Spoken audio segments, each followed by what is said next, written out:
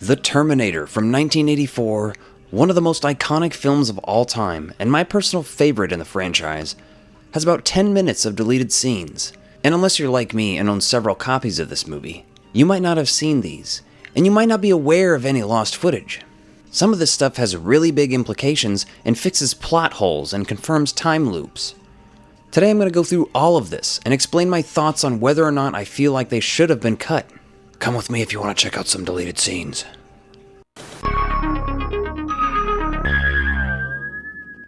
A lot of the modern releases for Terminator include these deleted scenes, but outside of the physical media world, I don't hear stuff like this talked about enough. Before we get into all the deleted scenes we do have access to, let's talk about some lost footage. So the iconic scene at the opening that was shot at Griffith Observatory in LA, where the Terminator first shows up, this is actually a reshot scene. They apparently didn't like the performance of the punks he kills, so we can assume they reshot and recasted. And thankfully, with Bill Paxton. Rest in peace. Anyway, this was shot after production was over, along with a handful of other bits in the final film. Cameron used his own money to reshoot this stuff because the production company wasn't sending anymore. The only part of this version of this scene that we've seen is from the trailer, with a close-up of Arnold's eyes just scanning around. There was also another scene shot that I can confirm I haven't seen anywhere else. All I can find of it is this still image from hopeofthefuture.net of Sarah standing in front of the mirror at a bathroom and splashing water on her face. And I think this stuff is interesting, but it wouldn't have added too much, right? The first part's only interesting because it was reshot. But this stuff doesn't add anywhere near as much to the film as the deleted scenes could. The first deleted scene we're going to take a look at would come fairly early in the movie, before Sarah is aware of anything out of the ordinary. She's in the back of the restaurant she works at, getting herself together for a shift. Hi, I'm Sarah, and I'll be your waitress. This is all too familiar. This is a fresh hell right here. I'm so wholesome I could puke. Is this necessary, though? No, not really. But I do appreciate seeing this. Somebody could argue that this helps you get to know Sarah a little bit better. But other than that, the only real positive takeaway from this scene is getting to see Linda Hamilton portray Sarah Connor on screen for more time.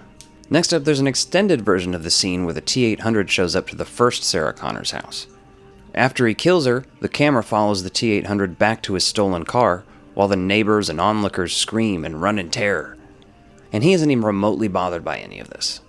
This I like, and I don't know if I have an argument that this furthers the story necessarily, but give me a second. Okay, this furthers the story by showing that the T-800 is essentially not at all shy about killing or being caught when it comes down to business. Sure, he's trying to blend in, so, maybe it's easier to accomplish his mission, but really, the killing is ultimately what's important to his programming. After this, we have a couple new bits with Traxler and Vukovich in their police cruiser. These were meant to be added to the scene right after the nightclub with Kyle and Sarah being pursued by the T-800 in the streets. After Reese's interview, they step outside to discuss it. So these virtually add nothing, yet I don't really mind them. If there was an official extended cut of this, I'd probably watch it.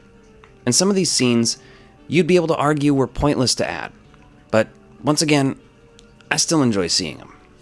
Traxler was always a fascinating movie cop character to me, and I enjoy getting to see more of him.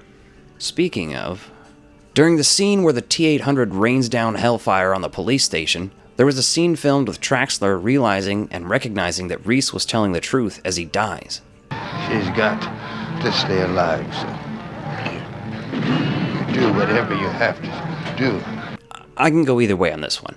Again, I really just appreciate seeing this character again, and maybe that's just because I love this movie so much. On the other hand, though, it's a little cheesy when he says, "She's got to stay alive, so." I think it ended up a little clunky, regardless of how good the idea was. The next scene is a game changer of a scene. It was kind of later reused for the plot of Terminator 2: Judgment Day. Sarah sneaks off to call her mother and to tell her to hide. No, I am okay. I'm just not supposed to be talking to anybody. After this, she looks through the phone book and finds Cyberdyne's address. This is big stuff. This changes the movie. And its relationship with Terminator 2. She then shows this to Kyle and asks if they can head there to try to stop them, and therefore stop the war, which he isn't really down to do at first. They argue and she runs away, only to be tackled, and then she punches him. He pulls a gun on her. Yes, Kyle Reese pulls a gun on Sarah Connor in this deleted scene. Definitely think that's the worst part about it. She kind of breaks down and vents while he kind of loses himself in all the vegetation. I don't belong here. I wasn't meant to see this. It's like a dream. So beautiful. And gets all existential about all the plants. And hey, that's fair. I think this is actually a really interesting part of this scene. Him being just like, what the fuck? Plants? He breaks down and cries, and as much as I love Michael Biehn, I think even he's happy this crying scene isn't in the film. The idea of it and motivation behind it I do find interesting, but the execution, not so much. But the idea of Sarah trying to get ahead of Cyberdyne this early in the game, I like that too. This just shows how intelligent her character is. I mean, she's no time travel expert or anything. Her logic would seem sound from her perspective. Anyway, after the grass makes him cry, So beautiful. he agrees they should give it a shot. In another extended bit, while they're building pipe bombs in the kitchen of the crappy motel, Sarah wonders about the future after they make it past this. And there's Disneyland, the beach, movies, And apparently he's never heard of a hot dog. popcorn and foot-long hot dogs. Hot dogs? They don't have glizzies in this man's future. We gotta shut down Cyberdyne now. Hot dogs? This one goes on with Sarah talking a bit more about how she wants to change the future for him. I like what some of these scenes are trying to do for both Kyle and Sarah. It humanizes Kyle more, it makes him more likable, and in general makes his death more sad. And for Sarah, I think it better shows how or why she developed these feelings for Kyle in the first place, which is essential to the Terminator movies. Then, after they do the horizontal monster mash, they're laying in bed cuddling, Sarah tickles Reese, who has never been tickled before. I'm really surprised this scene didn't go down more like Forrest Gump. Oh, You know, when you consider Kyle has never been with a woman before. think I ruined your roommate's bathrobe. In another scene, workers at the factory discover parts from the T-800, and we see Sarah loaded into an ambulance. The camera pans up then to reveal this all just went down at, you guessed it, Cyberdyne Systems. This fills in the gap for one of the biggest plot holes between Terminator and Terminator 2. This explains that they were actually at Cyberdyne Systems, and why they were there. They weren't there by accident. But this also kind of makes it clear that Skynet has to send a Terminator back so it can replicate the technology. Which is something I think you do see in the regular finished film, but this really cements it. I'd love to know what you guys think in the comments below.